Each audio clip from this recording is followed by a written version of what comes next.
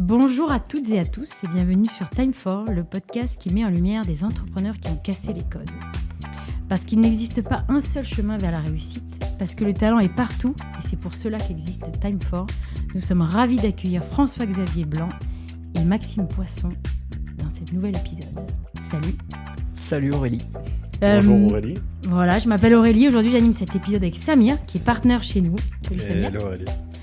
François-Xavier et Max. FX et Max, on peut dire FX et Max du coup. Ça sera plus simple. Vous avez fondé Wish One, une marque de vélo all-road, c'est-à-dire à la fois route et gravel. Vous allez revenir dessus. Mais avant de rentrer dans le vif du sujet, vous allez nous raconter comment vous vous êtes rencontrés et surtout vos retrouvailles. Parce qu'apparemment, vous étiez au lycée ensemble et c'est après, il y a quelques années, que vous êtes retrouvés au sein d'une compétition. C'est un peu la compétition qui vous a réunis et qui vous a fait après lancer l'aventure Wish One. Alors, c'était quand ? C'était où ce lycée ? Ah oui, c'était à Millau d'ailleurs. Est-ce que c'était pas du tout ? C'était à Rodez. Ah, c'était à Rodez. Pas du tout là où vous êtes aujourd'hui. Pas loin, disons. Pas loin, oui. Pas loin. Rodez, c'est le chef-lieu de l'Aveyron. Millau, c'est la sous-préfecture. Ah oui. Voilà. Et on était au lycée, effectivement, ensemble, au lycée Foch. Il y avait le stade de foot, juste en face. Et vous étiez potes ? On était potes, on était pas super proches. Maxime était footballeur. Moi, je n'étais pas du tout footballeur. Ensuite, il a enchaîné avec une carrière de footballeur professionnel.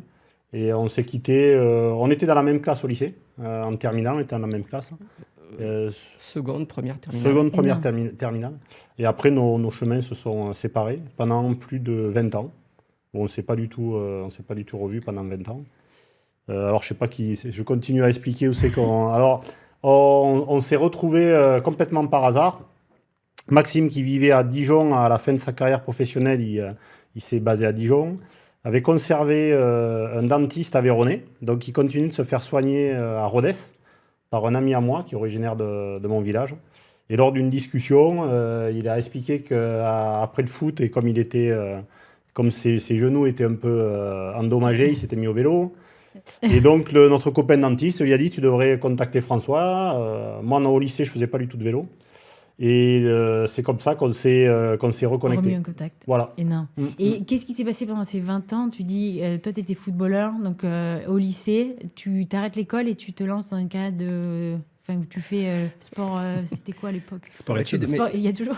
Ouais, ça existe toujours. En fait, sport-études, c'était avant le lycée. Ah oui. Et maintenant, il y a même des sports-études au lycée. Mais à l'époque, moi, j'ai eu la chance de jouer mon premier match en pro à 17 ans. Et j'ai eu effectivement une carrière de footballeur. Tu dis qu'est-ce qui s'est passé pendant 20 ans ? J'ai fait une carrière de footballeur, j'ai eu des enfants, j'ai pas mal voyagé. Et puis j'ai fini par me mettre au vélo. Donc quand tu as fait du sport toute ta vie, de 12 ans jusqu'à 32, 33 ans, où tu fais du sport tous les jours de ta vie, quand tu mets un terme à ta carrière de sportif, tu as quand même besoin de faire du sport. Surtout que c'est tôt, non, la fin de carrière d'un footballeur. Enfin, ça peut varier. Ah ouais ? Ça peut varier. À quel âge Moi, j'allais avoir 33 ans. Ok. Voilà. Mais j'aurais pu continuer, il fallait un nouveau challenge, et le nouveau challenge, je l'ai eu à travers l'entrepreneuriat à l'époque. J'ai repris des études aussi, puisque effectivement, je n'avais pas fait spécialement d'études dans un cursus normal, entre guillemets. Et le fait de partir à 19 ans de chez moi, parce que j'ai fait mes premiers matchs pro à Rodez à 17 ans, et puis après je suis parti au Mans. J'ai pas mal bougé, j'ai joué en Chine, j'ai joué à Nîmes, au Racing à Paris, et j'ai fini à Dijon. Et à Dijon, le club m'a proposé une reconversion, et j'ai eu la possibilité de reprendre des études. Et mon passage à Paris aussi m'a fait rencontrer des gens. Le sport, c'est une histoire de rencontre aussi, un peu comme le business finalement. Et voilà, et donc j'ai eu envie de faire des études dans le marketing, la communication. Et voilà. Et donc après le foot, j'ai fait du vélo et j'ai organisé des courses de vélo aussi. Et c'est comme ça qu'on s'est reconnecté avec François. Exactement. Comment elle s'appelait cette course ? Le National Moutarde Crit. Exactement, c'est ça. Et c'est là que vous êtes revus, en fait, en plus de de l'histoire du dentiste Ouais. ou vraiment En fait, Max m'a recontacté suite au rendez-vous chez le dentiste. Donc, il avait quand même une idée en tête. C'était qu'il voulait me vendre du sponsoring pour le National Moutarde Treat. C'était quand même ça son intention. Et non, pas que, je pense pas quand même. Et puis, du coup, Mavic, la marque pour laquelle je travaillais à ce moment-là, est devenue sponsor de la course. Nous, on s'est revus pendant les vacances d'été dans l'Aveyron, là où on revenait l'été, dans nos familles respectives. Et puis, de fil en aiguille, moi, j'étais un peu au bout je dirais, de ma motivation en tant que salarié dans des entreprises dans le domaine du sport outdoor et du vélo. J'avais déjà des intentions d'entrepreneuriat. Et du coup, avec Maxime, au fil de nos discussions, on a vu arriver une nouvelle pratique des États-Unis qui s'appelle le gravel. Moi, lors de mes voyages aux États-Unis, j'avais pu me rendre compte du potentiel. Et rapidement, nous, on a fait le parallèle avec notre région d'origine, l'Aveyron. Les belles pistes qu'on peut trouver autour de Millau, sur les plateaux, sur les Cosses. Et de fil en aiguille, Wish-One est né avec ce positionnement sur marché naissant qui était le gravel. Pas mal de gens, d'ailleurs, à cette époque-là, voyaient cette nouvelle pratique comme une niche. Et nous, on avait déjà cette vision que ça allait devenir vraiment une tendance très forte, ce qui est le cas aujourd'hui. Et du coup, on s'est positionné comme les pionniers, on va dire, très tôt sur ce marché, et avec une vision de réindustrialisation. Donc, on s'est dit, le monde est en train d'évoluer. C'est pas possible que tout le savoir-faire soit en Asie et qu'on importe ce matériel systématiquement d'Asie. Donc, on s'est dit, ça va évoluer, et si on est peut-être les premiers à entamer ce travail de développement d'un cadre en carbone, en France, peut-être qu'à la sortie, c'est nous qui sortirons gagnants. Et c'est ce qu'on a, réalisé avec Wish-One. Et on en est au début de notre histoire, je pense. Et c'est intéressant puisque tous les deux, finalement, vous décidez de lancer la Wish-One en pleine ruralité, alors que vous auriez pu faire différemment. Alors justement, c'est vrai que alors faut savoir que vous l'aurez compris, hein, en Aveyron on fait du business chez les dentistes. À Paris c'est dans les dîners. En Aveyron c'est chez le dentiste. Non, effectivement la course qu'on organisait avec Sport Unit, qui était une agence de communication que j'avais créée à Dijon, c'était une course urbaine, typiquement urbaine. Et j'ai contacté François. Il s'est mis à cette discipline aussi parce que c'était un peu du sport extrême, c'est-à-dire sans frein. C'était un peu la Formule 1 du vélo parce qu'on avait des circuits d'1 kilomètre, 1 kilomètre 2. Les gens voyaient passer souvent les coureurs. Et donc François, en grand compétiteur qu'il est, il a souhaité, il a dit, c'est intéressant pour Mavic, puisqu'il était responsable de la marque, d'associer l'image, parce qu'il avait toujours ce côté pionnier, un peu comme la marque Mavic aussi a toujours été pionnière. Et donc, il a sponsorisé l'épreuve parce qu'il y avait une dynamique autour de cette discipline, mais il est venu participer. Et donc voilà, on a vécu de belles années à travers cette discipline. Et c'est vrai que le gravel est arrivé et ça nous a fait vraiment un électrochoc par rapport à notre territoire. Parce que les Aveyronnais, on est hyper chauvins. On défend notre territoire. François était parti assez jeune de l'Aveyron, moi aussi. Et là, on avait cette occasion de revenir en Aveyron, de s'installer en Aveyron, parce que la pratique gravel était vraiment parfaite. Enfin, le territoire est vraiment parfait pour la pratique gravel. Et voilà, c'est pour ça qu'on est au départ venu en Aveyron. Et c'est vrai que pour répondre à ta question, Samir, c'est vraiment ce qui nous a drivé. C'est-à-dire, nous, on voyait le terrain de jeu. Le terrain de jeu. Et du coup, lorsqu'on vous faites la décision de dire « Ok, on va s'installer en Aveyron, à Millau », vous dites pas, en fait, potentiellement, c'est un frein pour le développement de mon entreprise, notamment sur les sujets de financement, parce que c'est un territoire qui est sublime. Et j'invite vraiment tout le monde à venir vous voir sur place, parce que vous avez un site exceptionnel. Et toutefois, en même temps, c'est dans la manière dont on a pu échanger ensemble au début de votre levée de fonds, en fait aussi, c'était plus difficile lever des fonds sur votre territoire que dans d'autres On bassins, n'en notamment avait parisiens. peut-être pas conscience. Ok. C'est-à-dire que pour aller loin, il faut être accompagné. Pour aller loin, effectivement, il faut du financement. Et c'est vrai que ça on ne l'avait peut-être pas identifié au départ. Vraiment, l'installation en Aveyron, c'était on est Aveyronnais. À travers une activité économique, on peut revenir chez nous. Vraiment mettre en avant notre territoire. En plus, ça tombait bien, c'était du sport, c'était une marque de vélo. Il n'y a jamais eu de marque de vélo en Aveyron. Et donc, c'est pour ça au départ. Mais c'est vrai que le côté besoin en financement, besoin en réseau, etc., on l'a découvert, mais de façon assez violente au bout d'un moment. Après, je dirais qu'il y a quelque chose également qui nous a séduit. C'est le fait que tout de suite dans l'Aveyron, notre projet a eu une écoute auprès des politiques et des collectivités locales. C'est-à-dire que l'avantage d'être dans un pays où économiquement il n'y a pas une activité énorme, c'est qu'à partir du moment où on arrive avec un projet, on a une énorme écoute. Ce qui n'était pas le cas dans d'autres régions. Donc ça nous a séduit également. Après, c'est vrai que l'accès à l'investissement, on n'avait pas forcément mesuré que c'était plus compliqué dans des régions comme l'Aveyron. Ouais. Et juste, c'était en quelle année du coup vous créez Wish One, hein, vous partez, vous retournez dans l'Aveyron à quelle année? 2021-2022. Ok, post-Covid. Ok, vous arrivez. Wish One a été créé en 2018, l'entreprise, fin 2018. Mais quand on décide, parce qu'on faisait sous-traiter, on a toujours voulu, on avait trois valeurs fortes, c'était le Made in France, le gravel, donc une marque gravel native, et la promotion de notre territoire. Et donc ça, on a réussi à le conserver pendant 3 ans au départ. Sauf qu'en 2021, post-Covid, on s'est rendu compte qu'il fallait qu'on maîtrise notre outil de production. Et on s'est lancé dans ce challenge de fabriquer en France. Donc on avait des vélos en acier qu'on fabriquait en France qui étaient sous-traités. Mais on s'est lancé dans le matériau composite, les vélos en carbone. Et voilà, et ça a coïncidé avec notre retour aussi en Aveyron, notre installation en Aveyron. Et c'est vrai que pour nous, c'était capital dans notre vision et dans les engagements qu'on s'était fixés. On voulait absolument fabriquer localement. C'est un choix stratégique. Mais au départ, on pensait arriver à trouver des sous-traitants. Parce qu'on n'est pas des techniciens avec Maxime, c'est pas notre métier.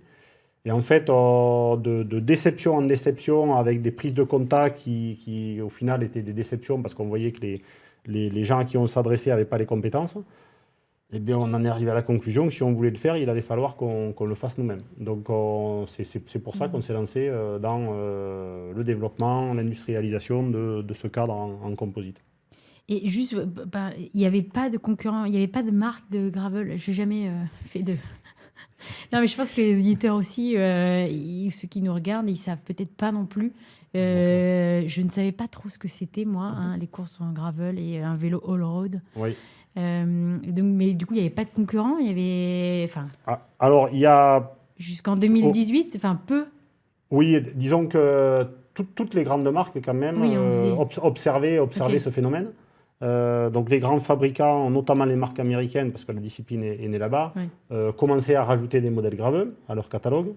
Je dirais qu'il y a très peu de marques qui sont nées, comme l'a dit Max, gravel native, c'est-à-dire qui sont nées avec le gravel. Donc nous, on fait partie de ces marques-là. Et on est la marque française qui est née avec le gravel. Et nous, je dirais, on est arrivé avec une approche holistique, puisque donc, pour faire la promotion de notre marque, on a fait de l'événementiel. Donc, on est les premiers à avoir organisé des courses de gravel en France. En plus, je dirais, d'avoir le produit, on a rajouté tout le storytelling et tout l'imaginaire autour qui n'existait pas forcément en France. Et donc, du coup, comment ça s'est passé? Parce que vous avez à la fois organisé ces Coupes du Monde, un peu, et en parallèle, la construction de ces vélos que vous amélioriez à chaque fois. Oui. Et pour qu'on replace un peu dans le temps. Comment ça se passe, cette aventure? Ça commence par quoi? On commence...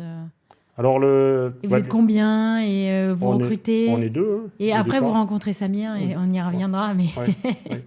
Je dirais que dans l'événementiel, on avait les ressources en interne. Ok. Maxime continuait d'exploiter son agence à Dijon. Donc on avait les ressources de l'agence, que Maxime a quand même bien mis à contribution, sur l'événementiel. Et Maxime avait les compétences. Après, le développement du vélo, on a travaillé avec une entreprise partenaire qui était basée à côté d'Aix-en-Provence pour le développement du vélo. Et le développement du vélo, c'est un temps plus long. C'est-à-dire que ça prend des mois, des années. L'événementiel, c'est beaucoup plus immédiat. Voilà, créer un événement, on peut, voilà, l'événement, on annonce une date et 6 mois plus tard, c'est une réalité, quoi. Ça ne va pas aussi vite que ça, mais... Bon. Ouais. Ouais. Mais comment vous faites pour ramener du coup tous ces gens qui font du gravel, parce que Coupe du Monde, ça veut dire qu'il y a tous les pays qui viennent et Ouais. Alors, on n'a pas organisé une Coupe du Monde tout de suite. On a d'abord organisé des épreuves régionales, nationales. On a attiré des gens avec notre réseau et notre connaissance du milieu du vélo. On a été repérés et l'Union cycliste internationale nous a contactés en nous proposant d'organiser la manche française de la Coupe du Monde. Sachant que pour nous, c'était quand même une sacrée opportunité parce que je pense que l'UCI, donc l'Union cycliste internationale, n'avait pas du tout la vision de qui y avait derrière ces organisations. Parce que le produit marketing était quand même nettement plus, je dirais, surdimensionné par rapport à l'équipe qu'il y avait derrière. C'est-à-dire, comme Maxime avait cette agence, le marketing c'est mon métier, c'est le métier de Maxime, on produisait du beau marketing. Mais concrètement, la structure derrière était très light. L'Union cycliste internationale nous a contactés. Je pense que s'ils savaient qui c'est qu'il y avait derrière ces organisations, ils auraient dit non, ces gars-là, ils ne vont pas être capables d'organiser une Coupe du Monde. Et pourtant, vous avez réussi. Sauf qu'on est Aveyronais.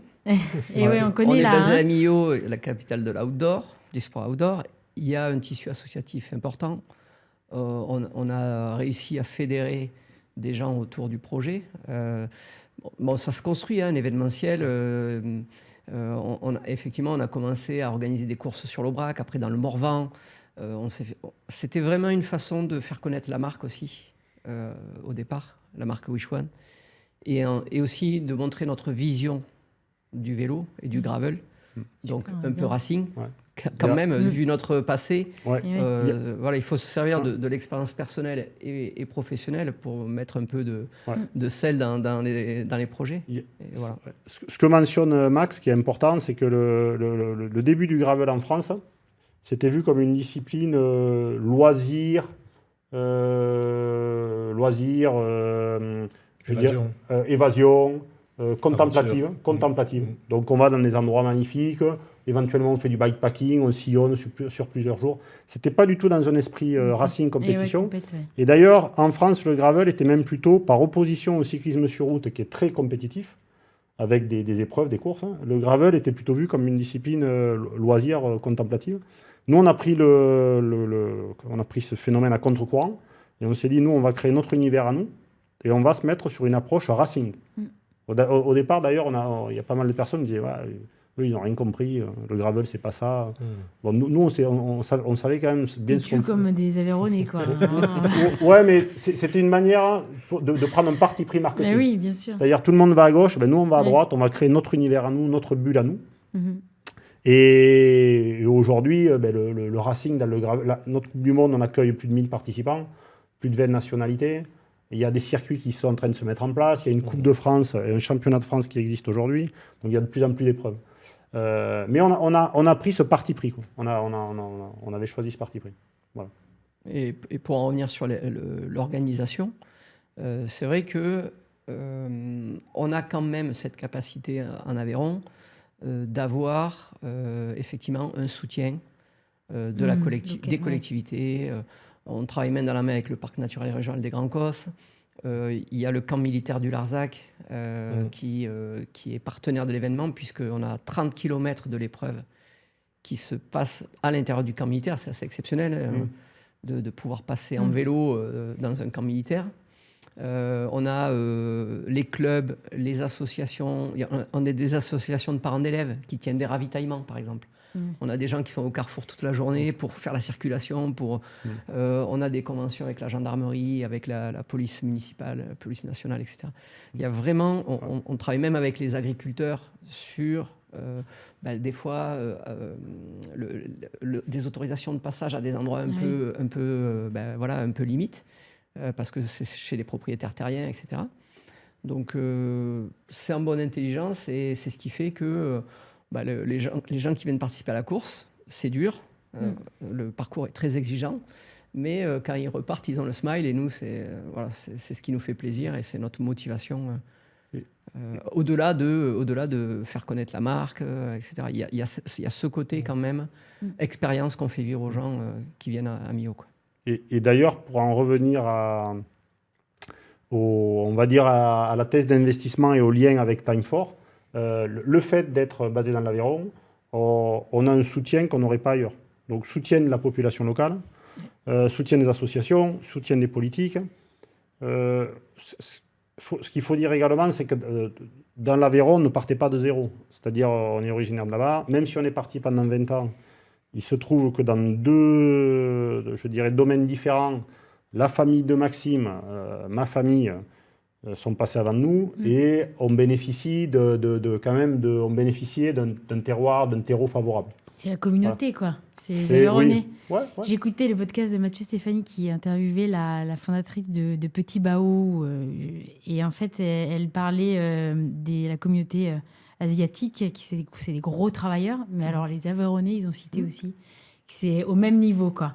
Et ça vient d'où, ça, en fait? Vous avez des parents aussi, cette force, cette résilience, où on dit que les Aveyronnais... Je sais pas, moi, en ce qui me concerne, ma famille, c'est des sportifs à fond. Ah ouais.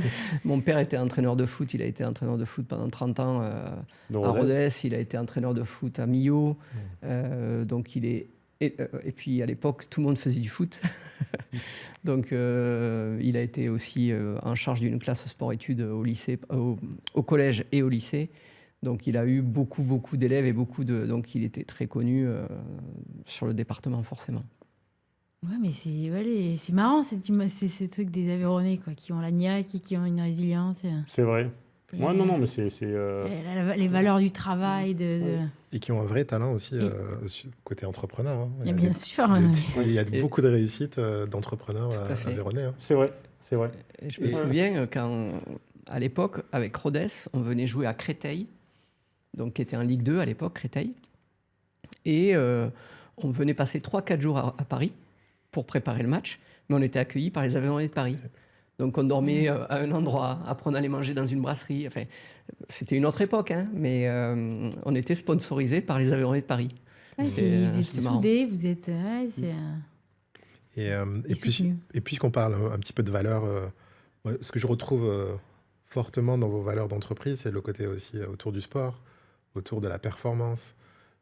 Qu'est-ce que vous pouvez partager aux auditeurs peut-être entre ce que vous avez appris dans le monde du sport, que vous dupliquez finalement, vous appliquez dans le domaine de l'entrepreneuriat? Alors, ce qui est sûr, c'est que une des particularités, c'est que tous les deux, on a fait du sport à haut niveau.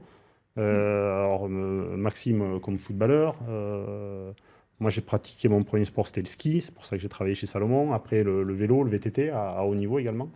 Donc là-dessus, on se retrouve tous les deux. Donc, on se retrouve dans la perf, la volonté de faire les choses bien, dans le détail, la résilience. Parce que je pense que dans cette aventure, on a été chahuté, très, très résilient. Notre vision de départ, et du coup qui est quand même liée à nos racines, c'était il faut qu'on avance le plus possible avec nos moyens propres. Comme ça, le jour où on ira chercher du financement, on aura déjà, je dirais, suffisamment avancé pour pouvoir avoir une négociation avec une force de négociation avec des partenaires et une force pour les convaincre. Et donc, je pense qu'à ce niveau-là, on n'a pas un parcours traditionnel. C'est-à-dire qu'on a quand même énormément retardé notre levée de fonds, la première levée de fonds. Et du coup, on a beaucoup avancé avec nos moyens propres qui étaient très limités. Donc, on a été obligé de trouver des solutions pour avancer. Et l'événementiel était une des solutions. Moi, je dirais que on peut oublier certaines valeurs. C'est-à-dire que quand c'est dur, quand l'entrepreneuriat est dur, parfois, on perd un peu de vue ce qui nous a animés au départ ou l'expérience qu'on peut avoir. Par exemple, avec François, comme il dit, on a été résilients. On était un duo, quoi. On est toujours un duo. Mais là, aujourd'hui, on a une équipe autour de nous. Samir, il a construit aussi une équipe autour de nous. Avec l'arrivée de Time4 et les équipes de Daphne, moi, je retrouve ce côté collectif. Et ça, c'est génial. Et je crois que c'est que comme ça qu'on peut y arriver. Parce que quand tu es dirigeant d'une entreprise, tu es souvent seul, finalement. Hein, surtout dans l'Aveyron. Non, mais tu es souvent seul, donc c'est dur. C'est dur, et puis tu oublies, et tu te recroquevilles sur toi, et puis des fois tu prends pas assez de recul, etc. Et dans le sport, notamment le football, le sport collectif, mais dans tous les sports c'est pareil, il faut des objectifs individuels, mais aussi des objectifs collectifs. Et là, voilà, ça nous permet... alors, attention, hein, on a vécu des très très belles années à construire tout ça, hein. Mais c'était dur quand même. Et ça sera toujours dur de toute manière. Mais l'idée, c'est ça, c'est d'arriver à travailler en équipe et d'embarquer tout le monde. Hein. Un peu comme dans l'événementiel où on essaie d'embarquer tout le monde. Ben là, tout notre enjeu, c'est d'embarquer l'équipe qu'on a constituée, nos clients qui vont, on espère, devenir ambassadeurs, etc. Donc ce côté esprit d'équipe et tout ça, c'est vraiment chouette de retrouver ça. Et tu parlais tout à l'heure d'avoir été un peu secoué, ou je ne sais plus, qu'est-ce que tu as dit, Samir? Ils ont été... chahutés, pardon, dans cette aventure. Vous pouvez revenir peut-être sur les bars un peu, qu'est-ce qui a été dur, donc il y a à la fois peut-être trouver, organiser ces compétitions jusqu'à arriver à la Coupe du Monde, enfin tous ces bars un peu, comment vous vous remotivez et qu'est-ce que vous en tirez en fait comme leçon un peu Moi je dirais que l'événementiel ou tout ce qui a l'événementiel du coup c'est du marketing. C'est un domaine où on a des compétences. Et donc là, on avait les moyens de se débattre et d'avancer. Et avec des visions très claires de ce qu'on devait faire pour y arriver. Le développement produit, ça c'était quelque chose où c'était plus compliqué, parce que ce n'était pas notre domaine de compétences. Donc il a fallu qu'on trouve soit des partenaires, soit des talents pour venir et les convaincre de venir nous rejoindre. Et là, vous rencontrez qui, par exemple? Donc, c'est quoi? C'est des gens qui savent faire et donc, comment vous faites pour les rencontrer? Ils viennent d'où? Donc, ce qu'il faut savoir, c'est qu'en France, il y a plus de savoir-faire au niveau de la fabrication de câbles. Plus du tout. Et, tu peux l'expliquer aussi pourquoi il n'y a plus de savoir-faire? Parce que c'est intéressant d'un point de vue stratégie globale, marché, ce qui s'est passé. De manière générale, aujourd'hui, toute la fabrication est en Asie.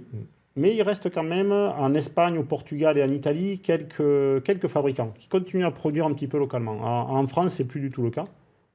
Et je pense que c'est le cas en France dans d'autres domaines. C'est-à-dire toute la partie industrielle, on a quand même laissé filer, on a abandonné beaucoup de choses. Donc en France, il n'y a plus de savoir-faire. Essentiellement parce que c'est des métiers qui nécessitent beaucoup de main-d'œuvre. Mais malgré ça, il y a quand même au Portugal, en Italie, il y a encore des productions locales, ce qui n'est pas le cas en France. Et du coup, nous, il a fallu qu'on recompose un puzzle. Donc il a fallu qu'on trouve des gens qui étaient capables de fabriquer des pièces en carbone, parce qu'il n'y avait plus personne qui fabriquait des cadres de vélo, donc des pièces en carbone, auxquelles on a ajouté des ingénieurs du monde du cycle, que moi j'avais dans mon réseau de carnet d'adresses, de par l'expérience que j'ai eue notamment chez Mavic. Donc on a reconstitué une équipe avec des ingénieurs, mais qui ne maîtrisaient pas la partie industrielle, qu'on a mis en relation avec des industriels qui étaient capables de fabriquer des pièces en carbone et qui ont reconstruit le puzzle pour fabriquer les premiers cadres en composite qu'on a fabriqués, qui ont été fabriqués à côté d'Aix-en-Provence. Ils ont été fabriqués par cette équipe. Donc un ingénieur externalisé avec ce spécialiste du composite avec lequel on s'est associé du côté d'Aix-en-Provence. Après, on a voulu tout internaliser, donc tout rassembler à Millau. On a eu un petit moment un peu chaotique, parce que la personne qui nous avait rejoint, finalement, n'a pas voulu déménager à Millau. Donc là, on en revient quand même à la difficulté de la ruralité. C'est-à-dire que lui, il a cru que au moment où il a décidé de nous rejoindre, il pensait déménager avec sa femme. Après, ils ont changé d'avis. Donc là, on s'est retrouvés dans... Ça, c'était la période la plus compliquée pour nous. Pourtant, on est post-Covid et il y a une vague... C'est ça, on est à peu près post-Covid, là, il y a une vague de gens qui veulent pourtant partir. Quoi. Mais lui, non. C'est pas exactement ça. C'est oui. Ah oui, mais oui, non. Mais finalement, non. Ah, ouais. Donc là, vous vous retrouvez 100 personnes. 100 personnes. Ouais. Non, mais il y a un sujet sur la partie aussi recrutement. Voilà, en Aveyron, pour faire venir des gens en vacances et tout ça, ça marche. Pour qu'ils viennent travailler, c'est plus compliqué, c'est sûr. Ouais. Et c'est vrai qu'aujourd'hui, il faut convaincre 2 personnes. Donc, souvent, c'est des personnes qui sont en couple. Les 2 travaillent. Ça veut dire que le conjoint, il faut lui trouver une activité. Et ce n'est pas forcément évident. Donc, plus, il faut accepter également le cadre de vie. Bon, nous, qu'on trouve fabuleux. Mais peut-être que si on demande à des Parisiens dans la rue, ils n'auront pas la même vision, j'imagine. C'est sûr. Donc, voilà. Et donc, comment vous faites là? Vous vous retrouvez 100 personnes. Et donc, premier aussi moment où vous dites... vous lâcherez pas, quoi, mais qu'est-ce qui se passe? Ces moments de doute un peu? C'est pas facile parce que l'image de marque de Wish One, elle est là, elle est associée à la performance, elle est associée malgré tout à des vélos, à de l'événementiel. Et c'est vrai qu'à partir du moment où notre outil de production il est à l'arrêt à Millau, parce qu'en plus, au-delà du fait que la personne ne continue pas l'aventure, notre outil n'était pas aux attentes, enfin, au niveau d'exigence que l'on avait avec l'ancien partenaire. Et donc, il a fallu effectivement rebondir. Sauf que là, quand il n'y a plus rien qui se produit, qu'on arrive le matin au Casalous, là, qui est donc notre bâtiment, notre manufacture sous le viaduc, c'est super beau, hein. Mais quand on arrive et qu'il n'y a rien qui tourne, et qu'on se dit, on a créé une marque, on a des vélos, on a un événement, mais là... On a créé des attentes aussi. On a créé des attentes, on avait des vélos à livrer. Et là c'est compliqué, c'est sûr. Et vous vous dites pas... Ah, vas-y. Non, vas-y, je t'en prie. Justement, en fait, c'est qu'est-ce que vous vous dites à ce moment pour vous dire, OK, en fait, on va pas se laisser abattre et on va y aller, on va réussir, on va se relever. Moi, je dirais, en ce qui me concerne, et peut-être que Max, je sais pas, mais moi, cette période, j'avais comment dirais-je, le cerveau en suractivité. C'est-à-dire, je ne sais pas si c'était l'instinct de survie ou mais réellement. Et du coup, j'avais des idées qui me venaient pendant la nuit. Et c'est là où, en fait, on avait croisé sur un salon, 2 ou 3 ans auparavant, un ingénieur qui s'appelle Robin Cogent, donc du coup qui travaille pour nous aujourd'hui, qu'on a recruté. Et Robin, lui, il avait monté une marque de vélo. Et je dirais, il avait toutes les qualités qu'on n'avait pas. Et de ce que j'en avais vu, il lui manquait toute la partie marketing commercial, stratégie de marque que nous, on avait construit avec Wish One. Et j'avais croisé Robin, on avait discuté, il m'avait présenté son concept technique, ses vélos, c'est un ingénieur. Et moi, je m'étais dit à ma tête, et Max s'était dit pareil, je pense, je m'étais dit, purée, c'est quand même dommage parce qu'ensemble, on serait une super équipe. Et du coup, pendant le moment où on est dans la merde, pendant la nuit, le lendemain matin, je débarque au bureau et je dis à Max, je dis, purée, il faut qu'on contacte ce gars. Je vais sur LinkedIn, j'écris un message. Et en fait, lui, son aventure entrepreneuriale, elle était un peu dans une impasse parce qu'il était capable de fabriquer des bons vélos, mais il n'avait pas de demande ou il n'était pas capable de les vendre. Et en fait, tout de suite, j'ai senti que ça matchait. Il a répondu tout de suite. On a eu une visio tout de suite. Et grosso modo, la vision que j'avais, il l'a partagée complètement. C'est-à-dire, immédiatement, il nous a dit mais les gars, moi, Wish1, quand je voyais votre marketing, je rêvais de ça. Mais ça, je ne savais pas faire. Moi. Et voilà. Et au final, il a démissionné de là où il était et il est venu. Donc de l'audace, tu t'es dit, ok, je vais tenter ma chance, je vais le contacter. Oui. Et la vie fait bien les choses, puisque finalement, ça a matché.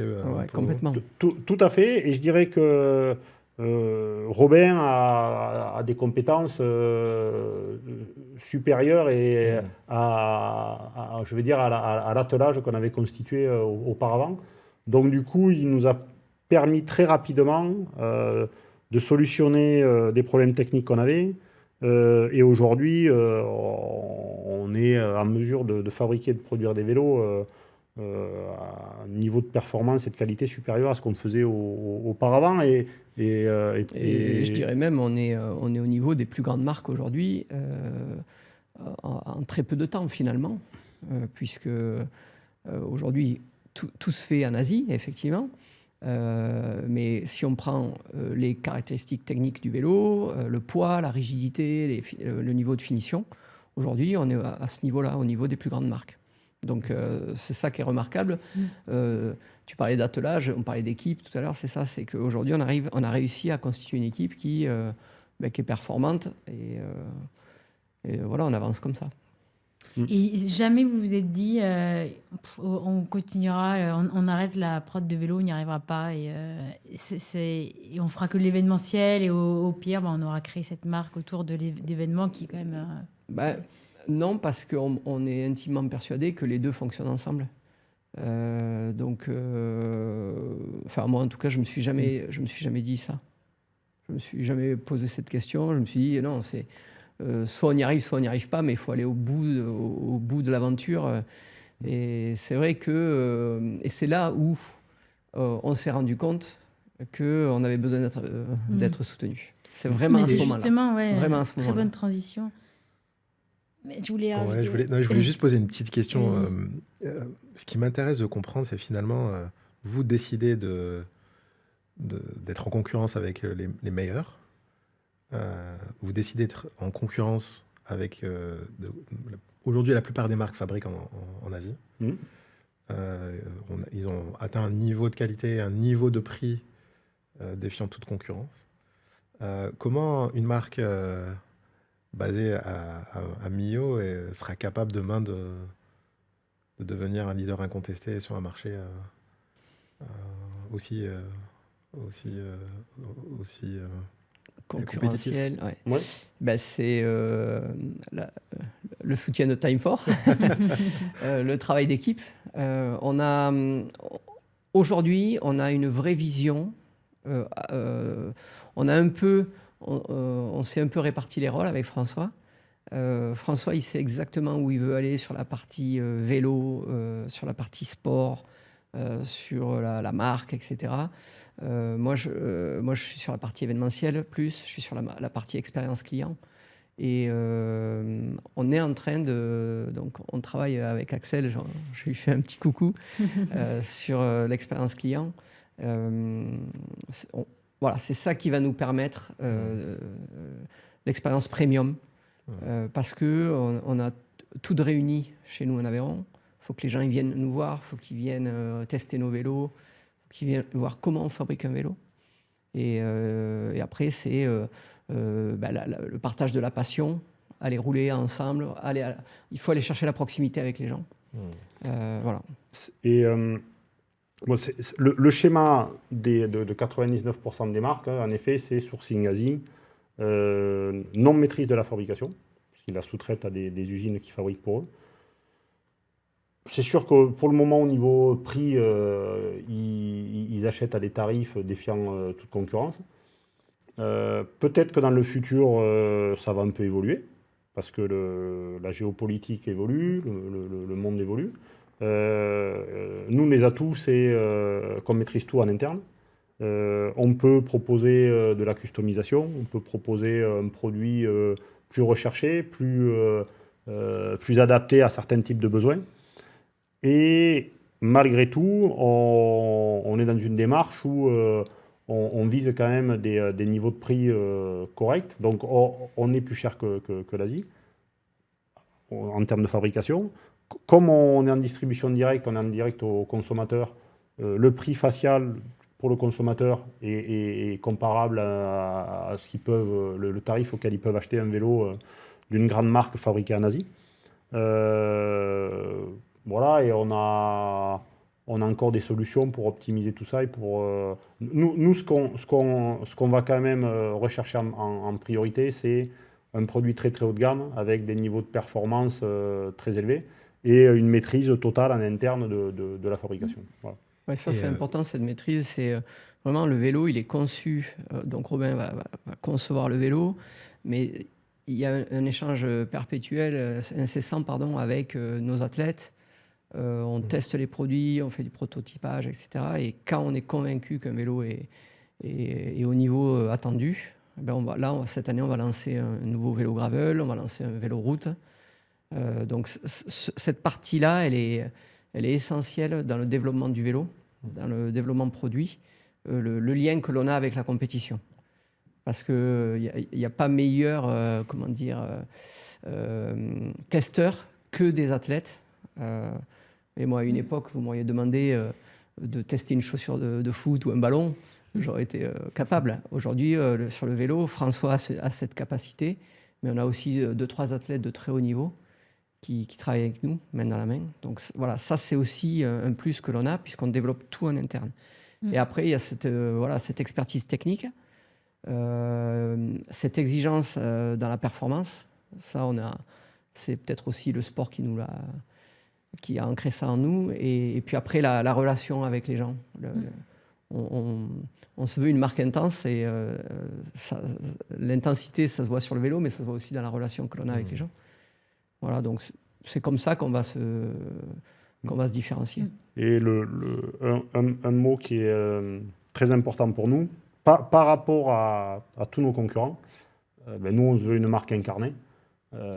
C'est-à-dire que les patrons, ils sont là, ils sont sur des événements, ils sont sur le stand, ils sont sur le vélo au milieu des participants. C'est une grosse différence. Voilà. Et on a des exemples. Il y a certaines marques, à Florac par exemple, ils font des jeans. Voilà, bien sûr, je connais très bien Florac. Vous parlez de Ferry. Bien sûr, je connais très bien la Lozère, j'ai une maison à Florac. Voilà. Enfin, une maison de famille à Florac. Bon, pourtant, c'est la Lozère. Nous, on est à Véronée, mais bon. Julien... FX, il est impressionné parce que lorsque je suis venu vous voir, on a beaucoup parlé de ce modèle-là. C'est vrai ? Ouais, en disant c'est un exemple à suivre. Mais ils sont trop forts. Et ils ont embarqué l'équipe. Et là, nous, c'est là où on est content aussi, c'est que on n'est que 6 pour l'instant dans l'entreprise. Mais voilà, les gens sont embarqués et on se dit les choses quand ça va pas. Tout le monde est force de proposition. On travaille aussi avec les équipes de Daphne. On travaille avec Samir, on a une réunion tout à l'heure, on a plein de choses à lui demander. On essaie de mobiliser un peu tout le monde là parce qu'on a besoin de conseils, on a besoin aussi de réseau. Mais voilà, et c'est vrai que embarquer les gens, c'est essentiel. C'est essentiel. Et ils le font très bien, Ferry, ils sont très forts. On leur passe un petit bonjour aussi. Mince, j'ai oublié Oui, je voulais revenir pas revenir, cette rencontre avec Samir, ce besoin d'accélérer, ce besoin de lever des fonds. Donc, c'est arrivé quand ? Vous avez retardé, vous avez dit aussi, pour justement le faire avec vos fonds propres jusqu'à vraiment en avoir besoin. Comment ça s'est passé, cette rencontre ? Et puis pourquoi avoir aussi levé de l'argent et quelles sont les ambitions ? Donc la rencontre, au moment où on a rencontré Samir, il travaillait pour le fonds de la région Occitanie. Je ne me rappelle plus le nom. L'ARIS, voilà. On avait eu plusieurs rendez-vous en visio avec Samir, on avait bien accroché. Donc après, il nous a annoncé qu'il quittait ARIS, mais que peut-être, dans son prochain job, ça pourrait fitter. Et donc, on avait toujours gardé le contact avec Samir. Nous, en parallèle, on avait bien avancé avec notre fonds. D'ailleurs, Samir nous avait dit avancez, parce que moi, je n'ai pas de garantie à vous fournir. On vient d'annoncer le lancement de Time4, 50 millions. Et ouais, il savait qu'il n'y avait pas de garantie. Voilà. C'était vrai. Il nous dit le timing va être compliqué pour moi parce que voilà, je veux pas. Si vous avez une piste sérieuse, je ne peux pas vous. Voilà.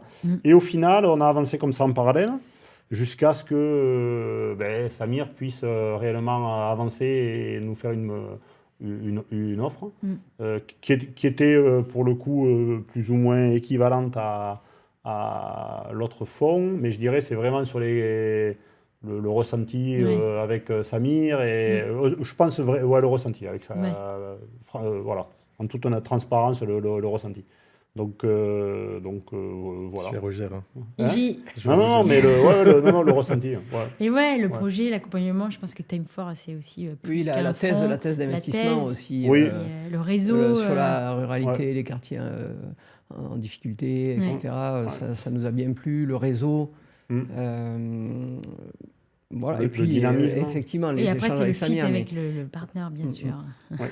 C'est d'abord ça. D'ailleurs, mais quand même, toutes les discussions qu'on a eues au départ, jusqu'à ce qu'on nous formule une offre, enfin Samir nous formule une offre, nous, Daphne et Time4, c'était Samir, on n'avait pas forcément beaucoup, évidemment qu'on s'était un peu renseigné, mais on avait une vision floue. On avait une vision floue de ce que... C'est un bon point parce qu'en fait, tu vois, donc nous, ça a été finalement l'apport d'entrée vis-à-vis du capital investissement parisien. C'était plutôt moi. Et puis progressivement, en fait, je vous ai fait découvrir l'écosystème. Oui. Quelle était votre impression? Parce que moi-même, j'ai découvert en arrivant Daphne la puissance du réseau, les personnalités aussi qui composent cette... Ouais, mais tu as fait preuve de pédagogie, c'est-à-dire que tu nous as expliqué aussi les choses, etc. Nous, clairement, avant de se lancer dans une levée de fonds, c'était des milieux qu'on ne connaissait pas du tout. Donc les échanges qu'on a eus avec Samir, c'était aussi, on a appris. Et après, il y a eu plein de monde autour. Les conseils de Daphne, nos conseils à nous. Damien, avec qui on bosse. On bosse avec Damien, main dans la main, de chez Daphne. Qu'on salue. Et voilà. Et c'est vrai que vous avez fait preuve vraiment de pédagogie, de soutien. Parce que vous n'avez pas parlé à d'autres fondateurs. Comment ça se passe en fait dans votre tête? Là, vous avez Samir en point de contact. Vous savez que potentiellement on peut vous soutenir, mais vous lui faites aussi confiance. Mais même sur la dilution, enfin tout le process un peu. Comment vous de votre côté vous avancez juste en confiance avec? Est-ce que vous appelez d'autres entrepreneurs qui ont levé? Est-ce que vous n'avez même pas trop le réseau d'entrepreneurs qui ont levé des fonds? En Aveyron, des levées de fonds, il n'y en a pas tant que ça, quoi. Même nos banques, il y a eu des moments où on ne se comprenait pas, en fait, parce que moi, on a un ami qui est avocat qui nous a un peu aiguillés au départ. Mais je n'ai pas spécialement appelé des gens qui ont fait des levées de fonds, non. C'était un peu... c'est les discussions. Après, tu apprends, tu lis des choses, tu vas faire des recherches un peu. Bien sûr. Mais voilà. Et moi, il y a une question quand même, mais quand on a 45, pardon, mais 52. Je vais rentrer dans les clichés, mais quand vous lancez, le cliché de l'entrepreneur, je vais dire, c'est quand même tous des jeunes qui sortent de grandes écoles, etc. Mais quand vous vous lancez, que vous cherchez des fonds, vous sentez, je ne sais pas si vous avez vu beaucoup de fonds, vous parlez d'un autre, mais est-ce que vous sentez qu'il y a quand même une réticence, que le fait que vous vous lancez un peu plus tardivement, est-ce que vous avez des moments où vous vous dites on nous a pris pour... Enfin voilà, on n'est pas comme... Moi, non, ça on l'a pas senti. Oui. Nous, le point dur, c'était le marché du vélo. Le point dur, c'était le marché du vélo. C'est-à-dire, suite au Covid, beaucoup d'initiatives, beaucoup de projets entrepreneuriaux, beaucoup d'entreprises qui ont bénéficié de financement. parce que le vélo, c'était la folie, parce que... Et beaucoup d'échecs. Et derrière, et nous, on arrive après. Et donc, il fallait déjà débugger le marché du vélo en disant, ben oui, on est sur le marché du vélo, mais le marché du vélo, il est très, très large. Nous, on est sur un segment bien précis, on est sur du haut de gamme, on est sur un marché qui croît. Voilà, il fallait déjà... C'était ça notre point dur. C'était vraiment ça le point dur. Après, le fait qu'on soit... non, mais disons que c'est vrai que dans l'imaginaire collectif, une levée de fonds, c'est des startups. Alors nous, on se considère comme une startup, mais c'est dans la tech. Voilà, on devient une licorne potentiellement, etc. Donc c'est ça la levée de fonds, hein, dans l'imaginaire collectif, surtout quand tu es en Aveyron, tu sais pas ce que c'est. Et comme on a été lauréat aussi d'Occitanie Invest, là, les gens qui étaient lauréats, donc qui venaient pitcher devant des potentiels investisseurs régionaux, les gens qui venaient pitcher, il y avait de tout profil. Donc ça nous a décomplexés aussi. Oui, bien sûr. D'ailleurs, François, c'est lui qui pitchait, il a été très bon. Mais c'est vrai qu'on avait, des profils face à nous, certains qui étaient tout jeunes et qui étaient pleins de beaux projets, d'autres qui étaient plus vieux que nous, qui avaient des beaux projets aussi. Oui. Donc ça nous a un peu décomplexés. Mais c'est vrai que... moi, je n'avais pas mesuré non plus. C'est pour ça que je dis que ça fait que Time4, que Samir a fait preuve de pas mal de pédagogie. C'est vrai que si tu prends du recul, tu dis, mais ouais, effectivement, la plupart des investissements se font en région parisienne. Mais c'est bien, c'est super. Mais c'est vrai qu'en région, c'est quand même plus compliqué d'aller chercher des financements. Et donc voilà, nous, on est super contents. Samir, est-ce que tu veux ajouter après, une fois que vous êtes rencontrés, on a encore un tout petit peu de temps, et peut-être un peu, toi, qu'est-ce qui t'a séduit, la conviction, et quel est le rapport aussi avec FX et Max j'ai pas l'habitude d'être interviewé. En règle générale, je pose la question. Non, mais je demande toujours aux partenaires comment ils... Mais je vais répondre. En fait, le premier souvenir que j'ai de vous, c'est déjà on parle de vous. Et on parle de vous en bien. Et il s'avère que à l'agence régionale d'investissement stratégique où j'étais, en fait, on avait fait un investissement dans le vélo. Et très vite, en fait, j'ai pu comparer les forces, les faiblesses des uns et des autres, et pour me rendre compte finalement qu'est-ce qu'il fallait faire et qu'est-ce qu'il ne fallait pas faire dans ce métier-là. Et puis, un peu comme tu le disais, FX, j'avais l'image d'un marché où, au global, le vélo, c'était un peu un marché où le cycle était plutôt down. Et au fur et à mesure des gens avec lesquels je discutais sur l'industrie, au fur et à mesure des échanges avec les dirigeants, je me suis rendu compte qu'effectivement, cette niche gravel avait un fort potentiel. Et il s'avère qu'avec François-Xavier, en fait, on a eu tu as eu la bonne idée de m'introduire auprès de plusieurs personnes, le fondateur d'Oka, le fondateur de Canyon, deux pointures dans l'industrie, avec qui tu as travaillé, qui ont été dithyrambiques sur ce que tu faisais. Et puis, je me suis déplacé. J'ai vu votre environnement, votre façon de travailler, la qualité de vos produits. J'ai rencontré aussi la maire de Millau. J'ai rencontré les militaires en sortant de la mairie. C'est vrai. Et puis j'ai vu votre environnement. Et donc, mis bout à bout, au fur et à mesure des rencontres, des discussions, pour moi, c'était une évidence absolue de vous accompagner et de dire, en fait, il faut qu'on y aille. Parce qu'on est sur une thématique, en fait, on va réindustrialiser la France sur un savoir-faire qui a disparu, en pleine ruralité, avec deux dirigeants qui sont sportifs, de très haut niveau, avec Aveyronnais. Aveyronnais. Et d'ailleurs, j'adore la Ligo. Ouais, Ligo aussi, c'est obligé. Et donc, et puis, en fait, je me suis dit, il faut absolument qu'on arrive à créer une histoire qui ressemble aux valeurs qu'on souhaite porter avec Time for.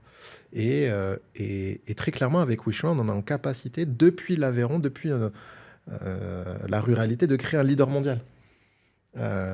Et vous avez les compétences pour. Maintenant, il y a encore beaucoup de défis. On est sur un métier industriel où effectivement notre prix de revient va être un vrai sujet.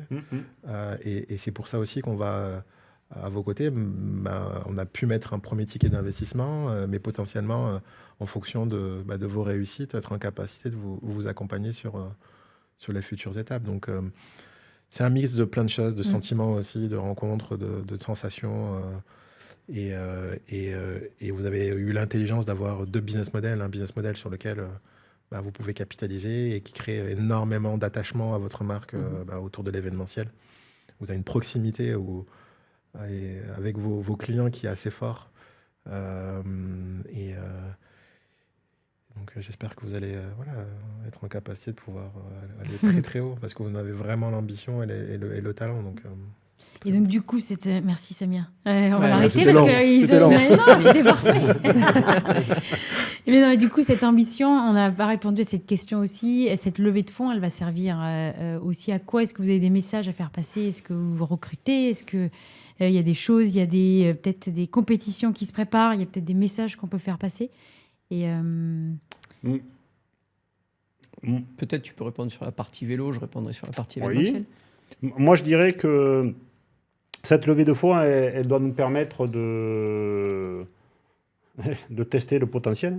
C'est-à-dire, on va sortir des modèles de vélo au standard qu'on souhaite, c'est-à-dire des produits très haut de gamme avec des très bons niveaux de performance qu'on va mettre sur le marché, avec des moyens marketing qui sont ce qu'ils sont, mais suffisamment en tous les cas pour pouvoir faire le travail correctement. Et moi, je dirais qu'il me tarde de voir comment ça va réagir. Donc, on a quelques indices. On a déjà des prises de commandes alors que le vélo n'a pas été présenté. Mais je suis curieux de voir, et tout le monde est curieux de voir, parce que ça va être ça quand même, ça va être ça l'heure de vérité, quoi. C'est-à-dire de voir s'il y a de l'attraction. Et donc évidemment qu'on espère qu'il va y avoir de l'attraction. Mais et par rapport à ça, je sais que Time for sera en capacité de continuer à nous accompagner s'il semble qu'il y a cette traction. Donc aujourd'hui, cette levée, elle nous permet de tester, elle va nous permettre de tester. Oui, de tester quand même la réaction de marché et de voir ce qu'on est capable de générer avec ces bons produits. Sachant que ce qui est très frustrant aussi, c'est finalement vous avez des quantités limitées de production. C'est-à-dire qu'on n'est pas non plus sur un fabricant de vélo qui va Tout à fait.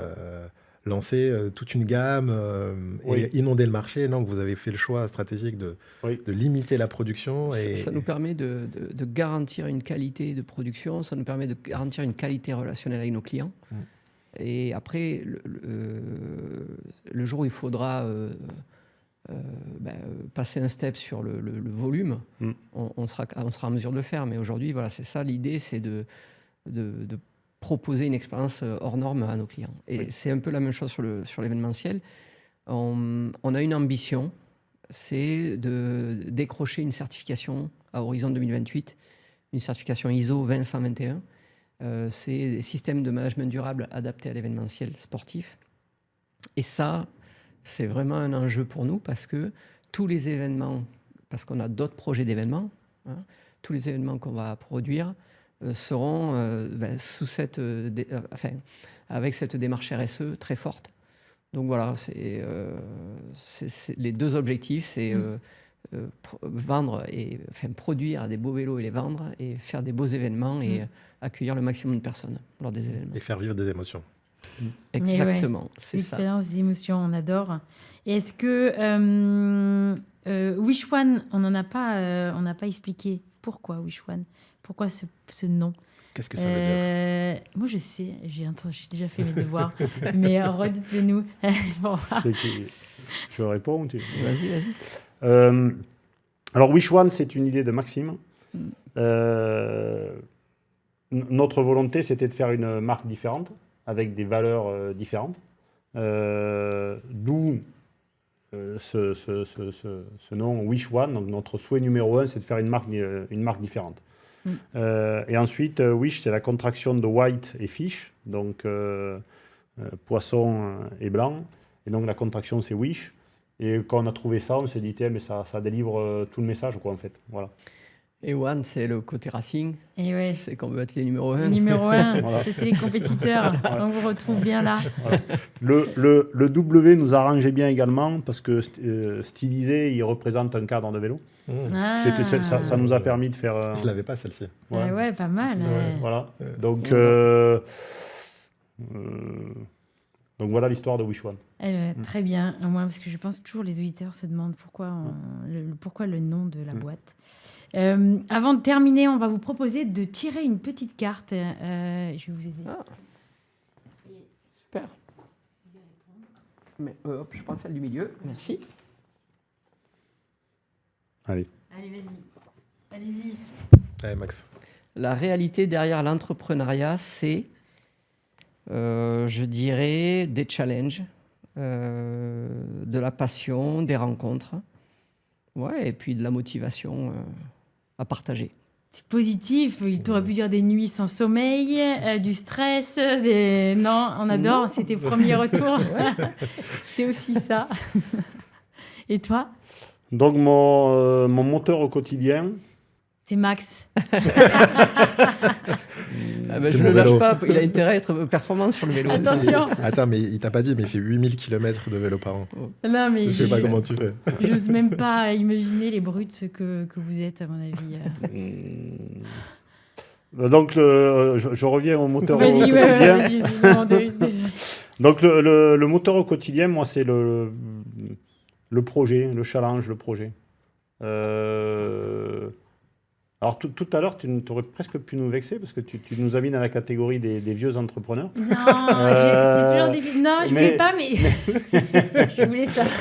Mais moi, nous, on se voit pas vieux en tous les cas. Mais je sais, nous non plus. Et on ne vous voit pas vieux non plus. Et on a encore beaucoup d'ambition pour les années futures. Non, réellement, en tous les cas, moi personnellement, et je sais pas, Max, peut-être il pourra répondre lui, mais c'est le projet et aujourd'hui, le fait d'être encore au début d'une aventure, c'est très motivant. Je serais déçu d'être au bout de ma carrière d'entrepreneur. J'ai encore... Mais tu ne l'es pas et j'en suis désolée. J'étais obligée un peu de la poser, je suis désolée. Je voulais savoir si vous aviez ressenti un certain jugement ou un... Non. Le premier qui nous traite de vieux, on l'amène sur un vélo. Ouais, exactement, il va voir un peu. On s'occupe de lui. Ah oui, d'ailleurs, nous, on fait une compète Tech Bikers aussi. On emmène toujours 40 bikers. Cette année, on fait Lyon-Genève. Ne t'inquiète pas, Aurélie, on sera présent. Ouais, je sais, là, je me souviendrai, à mon avis, sur un call. Alors, un call. Et Aurélie, l'année prochaine, c'est en Aveyron. C'est en Aveyron. Mais il faut que je vienne. Le Tour de l'Aveyron. Il a super bien vendu. Il faut que je vienne, là. Il faut qu'on vienne voir un peu. C'est en juin, tout ce que vous faites. C'est au fin mai. Alors nous, on a la Coupe du Monde le 14 juin. Donc là, un des fondateurs de Daphne, bien sûr, Pierre-Éric, est inscrit avec ses enfants. Exactement. Avec ses fils. Donc là, il est en train de se préparer, je crois. Mais rappelle-moi les distances. Il y a 130 km. Ça, c'est la course UCI. Coupe du Monde. Coupe du Monde. Après, il y a 80 en open et puis 40 km. Voilà. Okay. Mais pour les débutants. Ok, je viendrai potentiellement pour la le Tech Ride a lieu fin mai, je crois, avec Daphne. Ouais, exactement. Et donc l'année prochaine, fin mai en Aveyron, il y aura un Tech Ride aussi. On va essayer, promis Max. On arrive à la fin de cet épisode. Merci beaucoup à tous les deux. Merci Samir. C'est une très belle histoire qu'on est très fiers d'accompagner. Et on va venir vous voir. Et on incite d'ailleurs aussi tous les auditeurs à y aller, à venir vous voir et à se renseigner sur le gravel aussi. Ça peut devenir une passion aussi pour eux. On va remercier aussi notre sponsor Gaz Européen. On va une nouvelle fois remercier Samir. Bravo Samir d'avoir spoté, trouvé et accompagné FX, Max et toutes les équipes de Wish One. Les 5 collaborateurs, toutes les équipes.